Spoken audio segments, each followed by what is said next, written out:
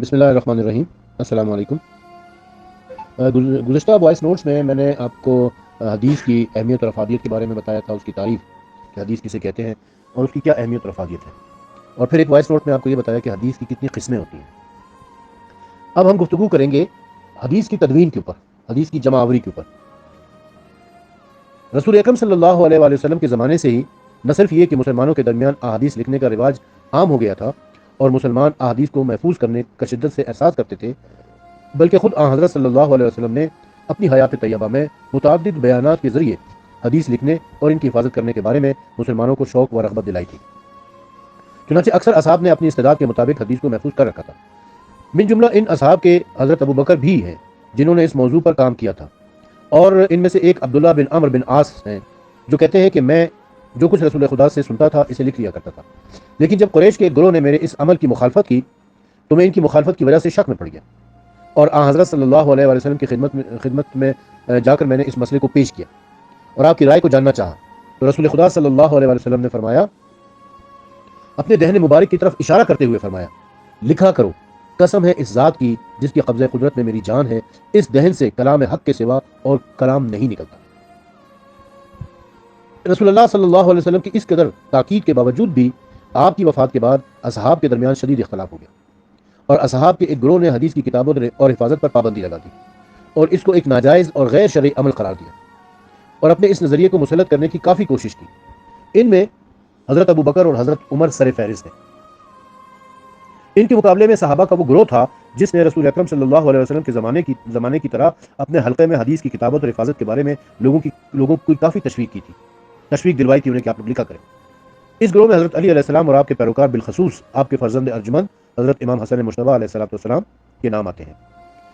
یہی اختلاف نظر سبب بنا کہ حدیث کی جمع آوری اور اس کی کتابت و ترتیب کے بارے میں مسلمانوں کے درمیان دو نمایاں گروہ بن گئے۔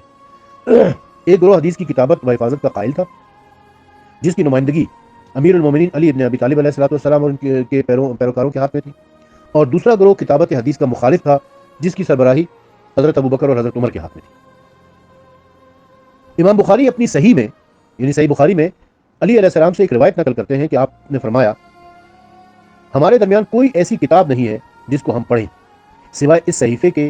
اس کے بعد امام نے اس صحیفے کو نکالا جس میں احکام دیات اور ان اونٹوں کا سن درج تھا جو زکوٰۃ میں دیے جاتے ہیں۔ اس صحیفے میں مرقوم تھا کہ مدینہ کہاں سے لے کر کہاں تک حرم ہے۔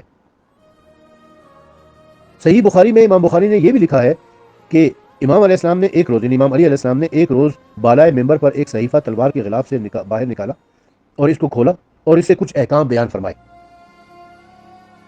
امیر المومنین کے سلسلے میں بخاری اور مسلم نے اپنی اپنی صحیح میں مختلف اسناد کے ساتھ متعدد روایات قلم بند کی ہیں اور مختلف احکام کی طرف اشارہ کیا ہے جو امام علی علیہ السلام کے صحیفے یا دیگر صحائف سے لیے گئے ہیں۔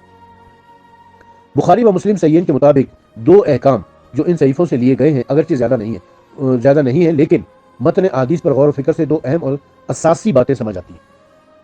یعنی بخاری اور مسلم میں یہ حدیثیں کم ہیں، لیکن جب آپ اہل تشیع کے ماخذ کی طرف جائیں گے تو ایسی بہت ساری روایات آپ کو ملیں گی، میں بھی اس کا ذکر کرتا ہوں۔ امام علی علیہ السلام نے دو کتابیں لکھی تھی، ایک کا نام الجفر تھا جس میں فقہ کے تمام مسائل لکھے ہوئے تھے۔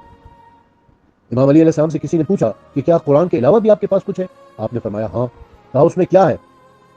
تو امام علی علیہ السلام نے فرمایا کہ مجھے رسول اکرم صلی اللہ علیہ وسلم نے یہ بھی بتایا تھا کہ اگر کسی شخص کو خراش آ جائے تو اس کی کیا دیت ہوگی۔ یعنی فقہ کے تمام مسائل رسول خدا نے علی علیہ السلام کو بتائے تھے اور علی علیہ السلام نے لکھے تھے، وہ ایک چمڑے کے اوپر لکھے گئے تھے جس کے بارے میں کہا جاتا ہے کہ وہ 70 گز کا چمڑا تھا، غالباً اونٹ کا چمڑا تھا وہ جس کے اوپر لکھے گئے تھے۔ ایک اور کتاب جو امام علی علیہ السلام نے لکھی ہے جسے الجامع کہا جاتا ہے، جس میں علی علیہ السلام نے جناب رسالت امام صلی اللہ علیہ وسلم کی تمام احادیث لکھ لی تھی۔ جہاں کہیں پر بھی رسول اکرم صلی اللہ علیہ وسلم کوئی ارشاد فرماتے تھے تو علی علیہ السلام اسے لکھ لیا کرتے تھے۔ نجاشی نے اس طرح روایت کیا ہے کہ وہ کہتے ہیں کہ ایک روز میں اور حکم بن اینیا امام محمد باقر علیہ السلام کے پاس تھے۔ حکم نے امام سے سوال کیا، امام حکم کے ساتھ ایک خاص لطف و عنایت رکھا کرتے تھے، یہاں تک کہ ایک مسئلے میں ان سے اختلاف ہو گیا۔ امام نے اپنے فرزند سے فرمایا، جاؤ میرے جد بزرگوار حضرت امیر المومنین کی کتاب اٹھا لاؤ۔ فرزند امام محمد باقر ایک کتاب لائے جو بہت ہی بڑی اور کسی چیز میں لپیٹی ہوئی تھی. اس وقت امام نے فرمایا یہ کتاب امیر المومنین علیہ السلام کے دست مبارک سے لکھی ہوئی ہے اور اس کو رسول خدا نے لکھوایا ہے. پھر حکم کی طرف رخ کر کے فرمایا کہ اے ابو محمد تم اور سلمہ اور ابو مقدام جہاں بھی چاہو چلے جاؤ، مگر خدا کی قسم وہ علم جو وثوق و اعتماد کے قابل ہو اس گھر کے سوا کہ جہاں جبرائیل برابر نازل ہوتے رہے ہیں کہیں سے نہیں مل سکے گا. اس روایت سے ہمیں یہ پتہ چلتا ہے کہ امام علی علیہ السلام نے جو کتاب لکھی تھی اور رسول اکرم نے جو لکھوائی تھی وہ امام باقر علیہ السلام تک پہنچی ہے. یہی وجہ ہے کہ تاریخ تشریح میں نہ صرف یہ کہ احادیث کی زبان نبی صلی اللہ علیہ وسلم سے بیان ہونے اور ان کی جمع آوری کے درمیان کوئی فاصلہ نہیں واقع ہوا ہے، بلکہ شیعوں کے یہاں ہر زمانے میں دسیوں افراد نظر آتے ہیں کہ جو حدیث کی جمع آوری میں مشہور و معروف رہے ہیں. امام جعفر صادق علیہ السلام کے زمانے میں علوم و معارف کی نشر و اشاعت کا موقع مل جانے کے سبب احادیث کی نقل و جمع آوری اپنے منزل کمال پر پہنچ گئی تھی. امام جعفر صادق علیہ السلام کا جو پیریڈ ہے آپ کی ولادت 83 ہجری میں اور شہادت 148 ہجری میں ہوئی ہے. امام جعفر صادق علیہ السلام وہ واحد امام ہیں کہ جن کو 8 سے 10 سال کا وہ پیریڈ مل گیا تھا کہ جب بنو امیہ اور بنو عباس اقتدار کی رسا کشی میں مصروف تھے، آپس میں لڑ رہے تھے، تو ان کی توجہ امام جعفر صادق علیہ السلام کی طرف سے ہٹی ہوئی تھی. امام جعفر صادق علیہ السلام نے اس موقع کو غنیمت جانا اور ایک یونیورسٹی، ایک انسٹیٹیوٹ، ایک کالج، ایک اسکول، ایک ادارہ، ایک مدرسہ قائم کر لیا اور آپ کی کوشش کی بنا پر مسلمانوں کے درمیان حدیث لکھنے اور محفوظ کرنے کا ایک پرکیف ماحول پیدا ہوا. چنانچہ آپ کے شاگردوں نے مختلف علوم و فنون میں جوہر دکھائے. کسی نے علم فقہ و کلام میں نام روشن کیا تو کسی نے علم طبیات و ریاضیات، کسی نے سائنس کا کوئی موضوع اختیار کیا تو کوئی فلکیات کے اوپر گفتگو کرنے لگا. چنانچہ آپ کے شاگردوں کی تعداد مورخین نے 4000 تک تحریر کی. تنہا حسن ابن علی وشا نے زمانے واحد میں 900 علماء کو مسجد کوفہ میں دیکھا ہے اور ان سب کا کہنا تھا کہ مجھ سے جعفر ابن محمد نے حدیث بیان فرمائی. یاد رہے کہ کوفہ شہر مدینے سے جو اس وقت مرکز علم و دانش تھا کافی دور تھا، کیونکہ امام اس وقت مدینے میں ہی قیام پذیر تھے اور آپ نے جو درس و تدریس کا سلسلہ شروع کیا تھا یہ مدینے میں شروع کیا تھا، نہ کہ کوفے میں. لیکن آپ کے شاگرد علوم حاصل کرنے کے بعد پورے ملک میں پھیل گئے تھے. امام صادق علیہ السلام کی طرف سے حدیث کی حفاظت اور جمع آوری کے بارے میں بے پناہ تشویق اور تاکید کا ہی نتیجہ تھا کہ آپ کے زمانے میں بہت زیادہ کتابیں لکھی گئیں. اگرچہ ان کتابوں اور ان کے مؤلفین کی دقیق تعداد ان کی کثرت کی بنا پر قابل تعین نہیں ہے، ہمیں معلوم نہیں کہ کتنے لوگوں نے لکھی ہیں، کیونکہ آپ کے شاگردوں کی اکثریت لکھ لیا کرتی تھی.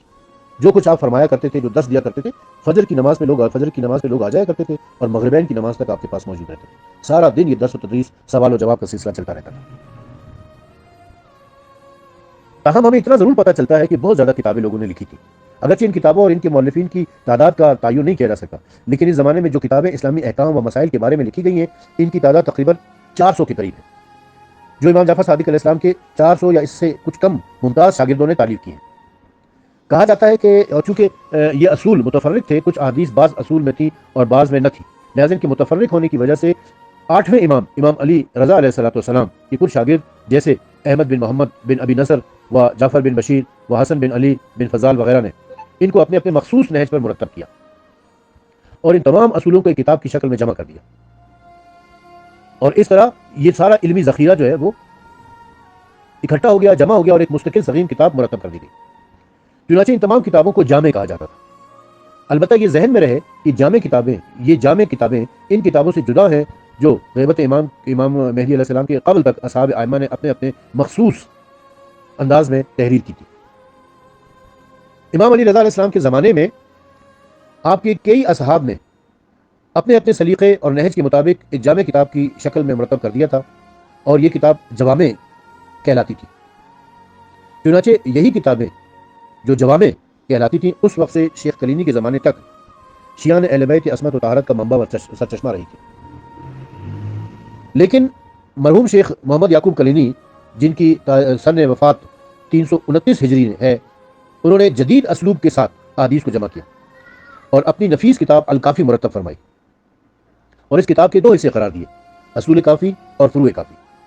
اصول کافی میں اصول دین کے اوپر بحث کی گئی ہے اور فروع کافی میں وہ تمام احادیث جمع کی گئی ہیں جو فروع دین سے متعلق ہیں. شیخ کلینی کے بعد شیخ صدوق ابن باویہ جن کا سن وفات 381 ہجری نے ایک کتاب مرتب کی حدیث کی جو من لا یحذر الفقیہ کے نام سے مشہور ہے.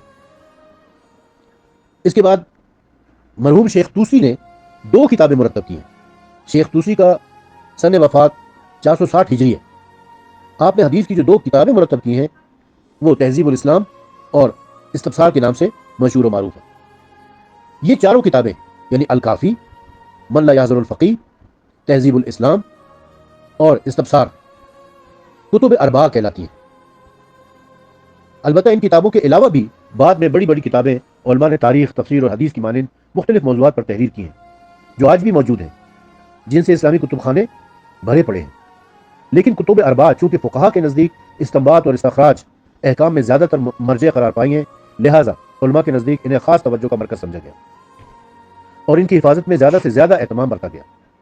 ان کتابوں کے بعد بھی جید شیعہ علماء نے احادیث کی تلاش اور جمع آوری کا کام کیا ہے اور کتب اربعہ و دیگر دوسری بنیادی کتابوں سے حدیث کی جمع آوری کر کے ضخیم نادر کتابیں تعریف کی ہیں۔ یہ مختصر سا حال میں نے آپ کے سامنے پیش کیا ہے اہل تشیع کی تاریخ و تدوین حدیث کے حوالے سے۔